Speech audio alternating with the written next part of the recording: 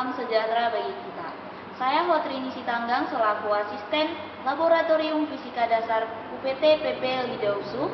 Dalam kesempatan ini saya akan membawakan menjelaskan praktikum modulus tarikan.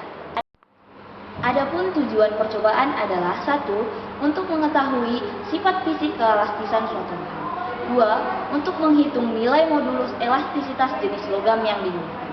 3. Untuk mengetahui hubungan antara penambahan panjang, penambahan beban, dan hubungannya dengan hukum Hooke. Sebelum melanjutkan ke praktikumnya, ada baiknya saya menjelaskan teori mengenai modulus tarikan.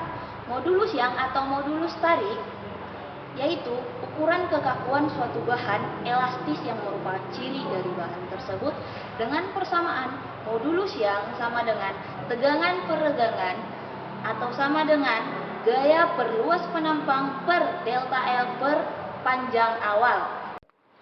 Oke, kita akan melanjutkan ke peralatan bahan beserta fungsinya. Yang pertama, peralatan yang kita gunakan adalah alat modulus yang. Alat modulus yang ini terdiri atas water pass atau timbangan air dan mikrometer sekrup. Water passnya fungsinya untuk menyeimbangkan antara beban tetap dan beban variabel. Dan fungsi dari mikrometer sekrupnya adalah untuk mengetahui pertambahan panjang dan pengurangan panjang pada kawat. Yang kedua kita butuhkan adalah meteran. Meteran fungsinya untuk mengukur panjang awal mula-mula dari kawat tersebut. Yang ketiga kita membutuhkan mikrometer sekrup. Mikrometer sekrup untuk mengukur diameter kawat sebelum pembebanan. Yang keempat, beban tetap. Fungsinya sebagai penyeimbang kawat. Yang kelima, itu adalah beban variabel yang fungsinya sebagai beban yang akan divariasikan. Yang keenam adalah tiang penyangga, fungsinya sebagai penyangga alat modulus yang. Selanjutnya kita akan melakukan percobaan. Yang pertama kita lakukan adalah mengetahui jenis kawat yang kita gunakan. Yang kedua, mengukur panjang kawat menggunakan meteran, panjang mula-mula kawat sebelum diberi beban. Setelah kita mengukur panjang, kita lanjutkan dengan mengukur diameter kawat yang kita gunakan menggunakan mikrometer sekrup. Kita akan menyeimbangkan gelembung yang ada di water pass dengan menggunakan atau memutar skala yang ada pada mikrometer sekrup. Contohnya, gelembung yang ada pada water pass itu di sebelah kanan, maka kita akan memutar mikrometer sekrup supaya gelembung yang ada pada water pass itu berada di tengah atau di antara garis hitam. Setelah kita seimbangkan, kita akan mendapatkan nilai. Nilai yang terdapat pada skala tersebut, mikrometer tersebut, kita anggap sebagai nilai awal atau sebagai 0. Karena dia belum ada beban, mau beban tetap atau mau beban variabel belum ada. Jadi kita menganggapnya nilai 0 atau nilai awal. Setelah kita mengetahuinya, kita akan melakukan penambahan beban tetap di alat modulus yang.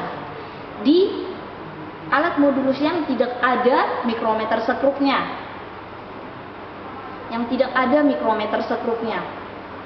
Setelah itu, kita akan mengukur pertambahan panjang yang terjadi pada penambahan beban di 0 kg. Maka kita akan menyeimbangkan water pass yang ada di alat modulus yang seperti awal tadi, seperti kita menemukan nilai awal yang 0 tadi dengan cara memutar mikrometer sekrupnya. Setelah kita mendapatkan nilai, maka kita akan menuliskannya di data percobaan.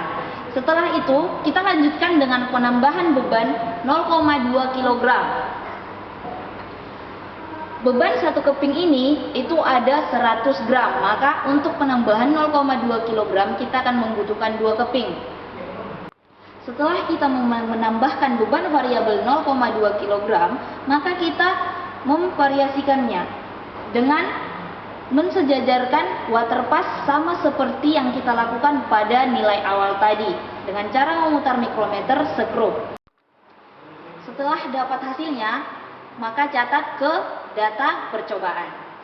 Setelah dari 0,2 kg, kita akan mengulanginya sampai ke 1 kg, mulai dari 0,4, 0,6, 0,8 sampai 1 kg.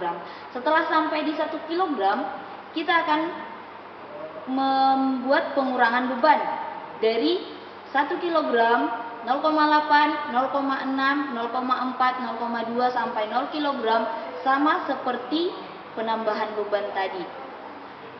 Tinggal mensejajarkan waterpassnya di tengah, gelembung waterpassnya di tengah, dengan cara memutar micrometer screw.